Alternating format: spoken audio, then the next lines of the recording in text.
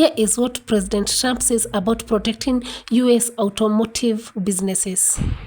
But to further defend our auto workers, I imposed this 25% tariff on all foreign automobiles and investment in American manufacturing and auto manufacturing. All manufacturing is surging.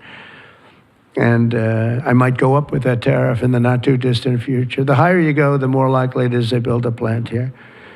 Ford has just announced that it's going to invest $500 million in some of the things involved in what we just did. General Motors is going to spend $4 billion. They just announced that yesterday. Stellantis announced that it's going to reopen its Belvidere assembly plant. That's good. I know the plant very well. Had a lot of problems. They're going to spend $5 billion.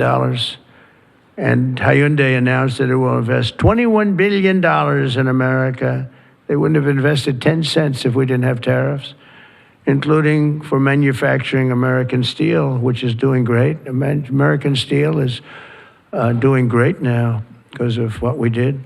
You wouldn't have, if I didn't put tariffs on steel, they were dumping steel. China and a lot of other countries were dumping steel in our country. Garbage steel, dirty steel, bad steel, not structurally sound steel, real garbage, but it was still there, lots of it. And if I didn't put tariffs, I put 25 and 50% tariffs on steel, right? John James would put tariffs on steel, and we were doing great with steel. Now we're really doing great. A big investment is being made in Pennsylvania. You've been reading about it. They're going to spend $17 billion on U.S. steel. And all the steel workers wanted it. And we have a golden stock. We have a golden share, which I control or president controls. Now, I'm a little concerned whoever the president might be, but that gives you total control. It's 51% ownership by Americans.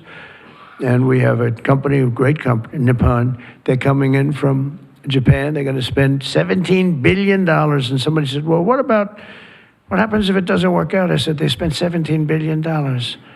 We can't put it on a trailer and drive it to Japan. This is a steel mill. You know, some businesses you can move. You move your office, and that's where the business is. With this business, they're spending think of that, $17 billion. They're going to have them all over the country. I want to introduce several of the great Americans representing the millions of people whose livelihoods we're saving with today's action. I just can't tell you how incredible this action is, because nobody thought. This was one that I wasn't so... I would have rather had it than almost anything, but I was told by everybody, except that guy right there, that you couldn't get it. Bill Kent runs a chain of family-owned convenience stores that opened in West Texas in 1957, known as Kent Quick. And Bill, if you could